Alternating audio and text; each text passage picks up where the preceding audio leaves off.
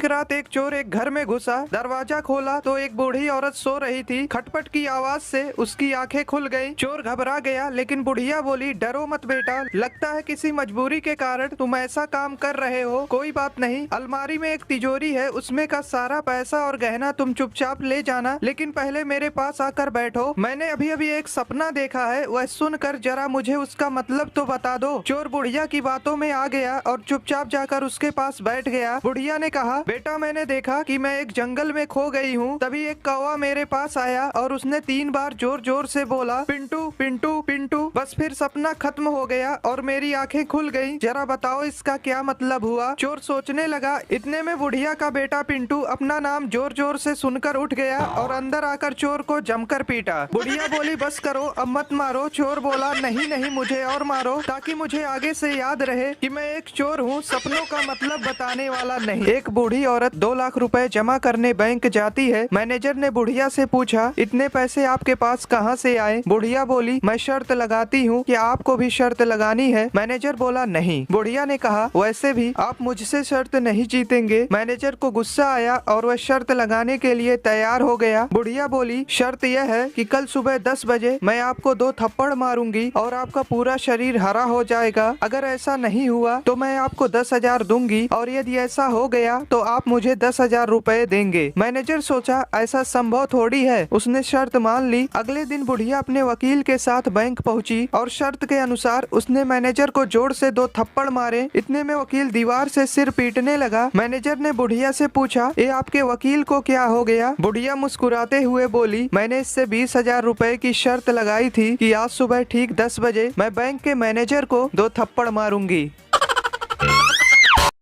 दोस्तों, 2 लड़के लड़की शादी करना चाहते थे, लेकिन लड़की का बाप चाहता था कि शादी ना हो। इसलिए उसने लड़के के सामने एक शर्त रखा कि अगर बारात में कोई भी बूढ़ा आदमी आया तो शादी नहीं होगी। लड़के ने मजबूरी में शर्त मान ली। जब बारात लड़की के घर जाने के लिए निकलने वाली थी, तभी लड़के के नाना ने कहा, मैं भी जाऊंगा बारात। लोगों ने समझाया कि अगर आप गए तो शादी नहीं होगी। नाना बोले, चाहे कुछ भी हो, लेकिन मैं जाऊंगा। लोगों ने फैसला किया कि बूढ़े नाना को डिग्गी में बैठा लो, लेकिन उन्हें बाहर मत निकालना। नाना को डिग्गी में डाल दिया गया। जब बारात पहुंची तो लड़की के बाप ने फिर से टांग अड़ा दी और लड़के से कहा, शादी तभी होगी जब तुम पास के इस तालाब से पानी की जगह दूध बहवा दो। बारातियों ने कहा, यह तो पॉसिबल नहीं है। बारात वापस आने लगी, तभी नाना ने डिग्गी से आवाज लगाई, बस इतनी सी बात के लिए तुम सब वापस जा रहे हो। जाओ, जाकर लड़की के बाप से कह दो कि हमने दूध का इंतजाम कर लिया है, आप तालाब का पानी खाली करा दो।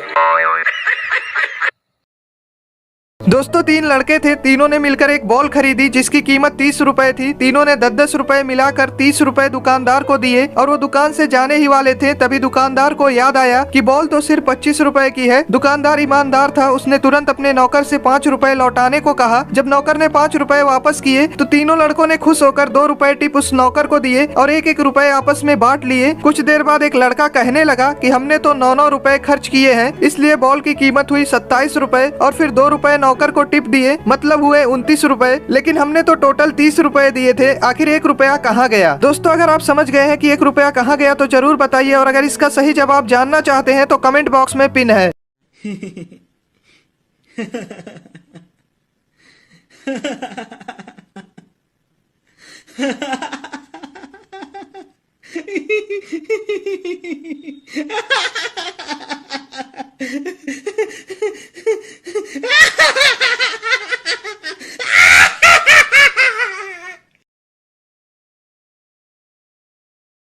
अमेरिका में जब कोई बच्चा बाइक से गिरने के बाद घर पहुंचता है तो उसकी माँ सबसे पहले उसे बिठाती है, देन डॉक्टर को कॉल करती है। और जापान में जब कोई बच्चा बाइक से गिर जाता है तो उसकी माँ सबसे पहले उसके फ्रैक्चर चेक करती है और फ्रैक्चर चेक करने के बाद उनपे बैंडेज करती है। और जब मैं बाइक से गिरता हूँ तब माँ, हाँ बेटा, मैं बाइक से गिर गया। क्या?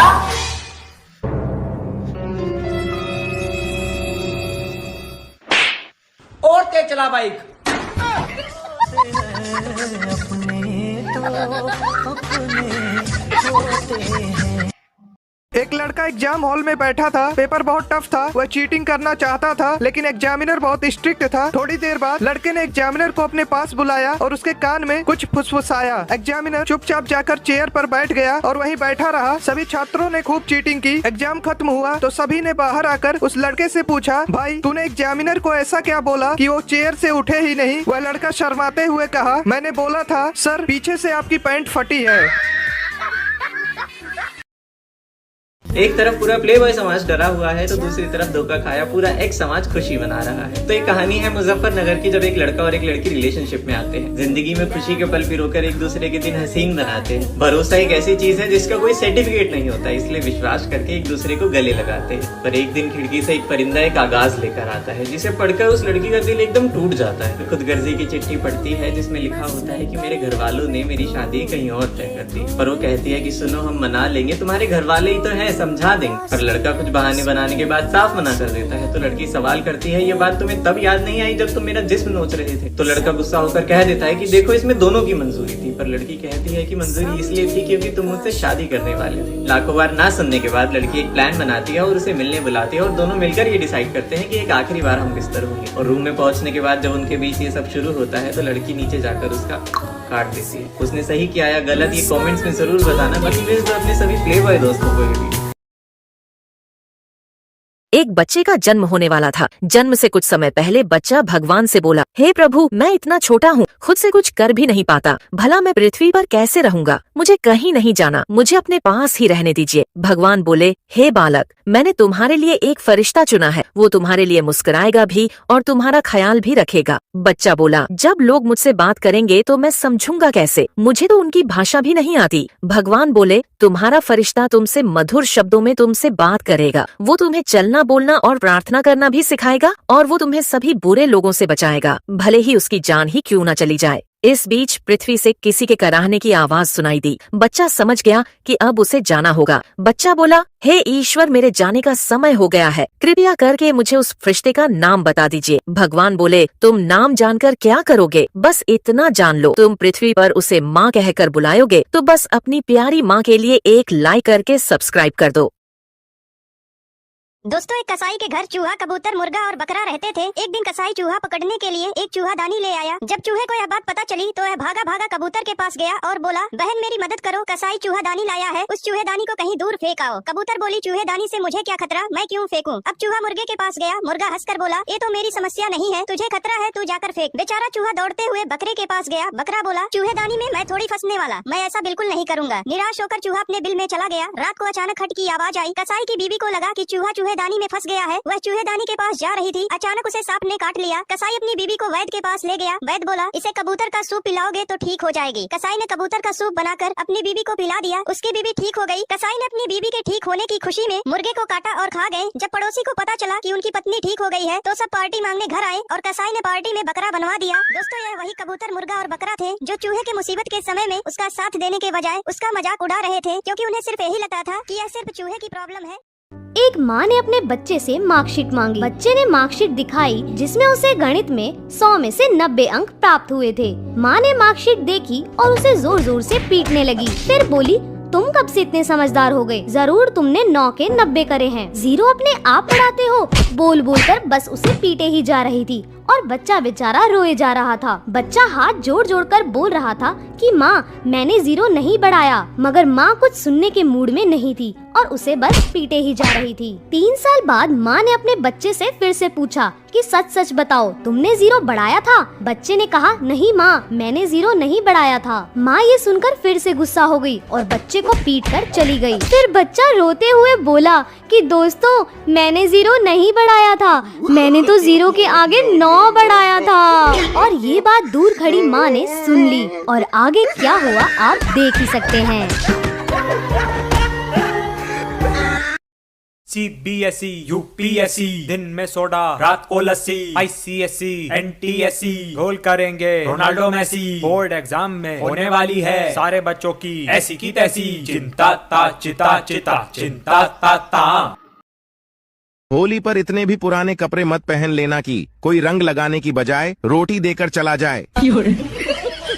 When you study, you pass. And when you pass, you get happy. And when you get happy, you play. And when you play, you get tired. And when you get tired, you get sick. And when you get sick, you die. So don't study. Pintu एक बार अपने घर की light सुधार रहा था, तभी उसके ऊपर बिजली का तार गिर गया। पिंटू तड़प तड़प कर मरने ही वाला था कि अचानक उसे याद आया कि बिजली तो सुबह से बंद है। वापस उठकर हंसते हुए बोला, साला याद नहीं आता तो आज मर ही जाता।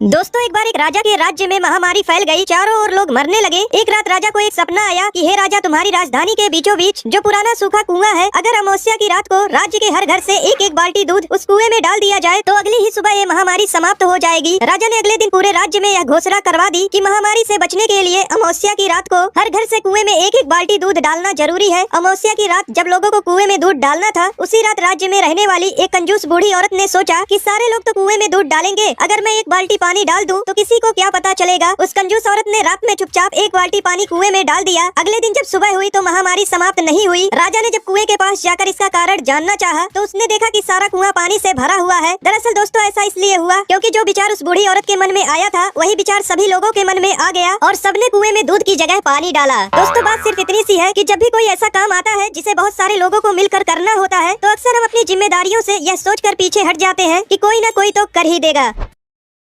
तुम्हें पता है एक जेंटलमैन कौन होता है? जो तुम्हारी बकवास बातें भी बड़े गौर से सुने, जो तुम्हारा रंग रूप दौलत देखकर नहीं, तुम्हारी मासूमियत देखकर तुम्हें प्यार करे, जो तुम्हारी बिना फिल्टर वाली फोटो की भी तारीफ करे और जब तुम इनसिक्योरिटीज हो तो इग्नोर नहीं क्लियर करे, जिसे तुम्हारे जिस्म से नहीं बालों से खेलना पसंद हो, जो तुम्हारी मर्जी के बगैर तुम्हें उस नज़र से देखे भी ना, भले ही तुम्हारी आँख खुली हो या बंद हो, जो तुम्हें भले ही कितना भी प्यार करता हो लेकिन अपनी माँ को हमेशा प्रायोरिटी दे, जो महंगे महंगे गिफ्ट्स भले ही ना दिलाए लेकिन तुम्हारे पीरियड्स में तुम्हें एक चॉकलेट जरूर ला कर दे, जो भले ही तुम्हारी गलतियों पे तुम्हें डांटे लेकिन दूसरों के आगे बहुत रिस्पेक्ट से बात करे, जिसके पास ऑप्शंस भले ही कितने हो लेकिन वो हमेशा सिर्फ तुम्हें ही चुने, जो तुम्हारे आगे रोने से बिल्कुल ना शर्माए और उसे देखकर जब तुम रो दो तो वो चुप हो जाए। और अगर ऐसा लड़का तुम्हें मिले तो उसका साथ कभी मत छोड़ना।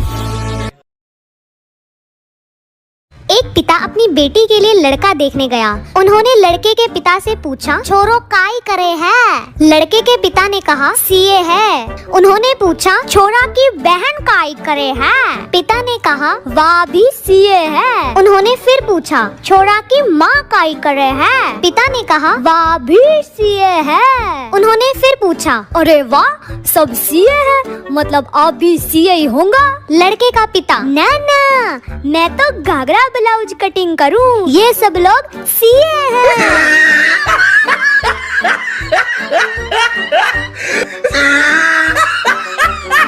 सोचा था 2 शादियां करूंगा, एक पीटेगी तो दूसरी बचाएगी। रात को सपना देखा, एक ने पकड़ रखा था, दूसरी पीट रही थी। एक अमीर लड़की को स्कूल में गरीब परिवार पर निबंध लिखने को कहा गया।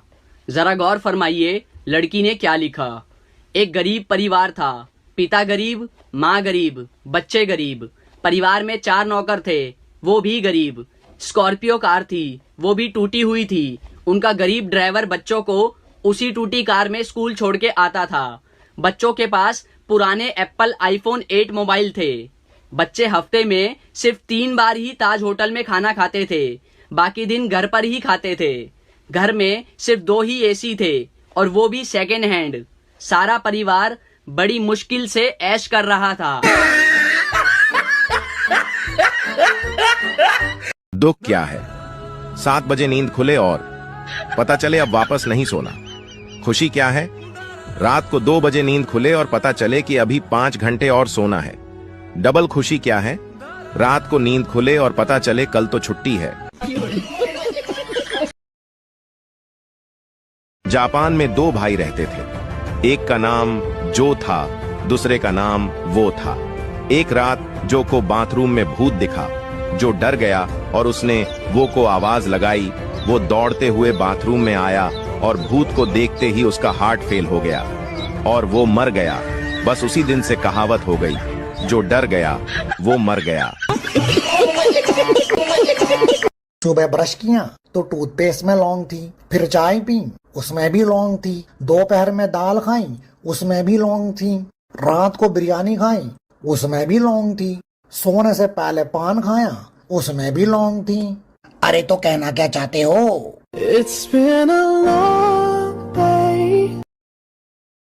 भारत पाकिस्तान के बीच जो लड़ाई हुई उसमें कुछ भी अच्छा नहीं हुआ, लेकिन एक चीज जो अच्छी हुई वो ये हुई कि हमें पता चल गया हमारे देश के लिए कौन कौन वफादार है। इस 6 दिन की लड़ाई में भारत के हर नागरिक ने इंडियन आर्मी का बहुत साथ दिया, पर एक सेक्शन और था ऐसा जिसने पूरे भारतीयों का साथ दिया, वो थे हमारे इन्फ्लुएंसर्स। हाँ, इस लड़ाई में हमारी इंडियन मीडिया ने काफी झूठी खबरें फैलाई, लेकिन अगर हमारे इन्फ्लुएंसर्स नहीं होते तो हम भी पाकिस्तान की तरह झूठी बातों में उलझ कर रह जाते। लोगों ने मीडिया से ज्यादा वीडियो क्रिएटर्स की सुनी। लिटरली पाकिस्तानी एक्टर्स हारने के बाद भी विक्ट्री परेड निकाल रहे हैं, पर हमारे एक्टर्स तो सारे चुप रहे और कुछ इन्फ्लुएंसर्स भी चुप रहे ताकि उनकी ऑडियंस न चली जाए। पर जो बोले उन्होंने हमें एक हौसला दिया और ऐसे वक्त में हिंदू मुस्लिम करने से रोका। एक नया फोन लेकर उसकी अनबॉक्सिंग वीडियो बना देना, चाची को साड़ी दिला देना या फिर वीडियो कॉल पे एक दूसरे को गाली दे देना। अगर तुम्हारी नजर में कंटेंट इसे कहते हैं तो जाकर प्यार से फॉलो करो। पर चलो आओ थैंक्स बोलते हैं उन लोगों को जिन्होंने ऐसे वक्त में हमारे देश का साथ दिया। कमेंट्स में उस इन्फ्लुएंसर को, उस वीडियो क्रिएटर को टैग जरूर करना जिसने आपको सबसे ज्यादा होगी, जिसकी वीडियो आपने सबसे पहले देखी और जिसने आपको सही इन्फॉर्मेशन दी। भेज दो सबको ये वीडियो। भारत में लोग हेलमेट नहीं पहनेंगे, लेकिन फोन पर कवर और स्क्रीन गार्ड जरूर लगाएंगे। चाहे अपना सर फूट जाए, लेकिन मोबाइल को कुछ नहीं होना चाहिए। पूरा सुनिए, मजा आएगा। मुझे तो अपनों ने लूटा, गैरों में कहाँ दम था। मेरी हड्डी वहाँ टूटी जहाँ हॉस्पिटल बंद था। मुझे जिस एम्बुलेंस में डाला उसका पेट्रोल कम था। मुझे रिक्शे में इसलिए बैठाया क्योंकि उसका किराया कम था। मुझे डॉक्टरों ने उठाया, नर्सों में कहाँ दम था। मुझे जिस बेड पे लेटाया उसके नीचे बम था। मुझे तो बम से उड़ाया, गोली में कहाँ दम था। और मुझे सड़क में दफनाया क्योंकि कब्रिस्तान में फंक्शन था।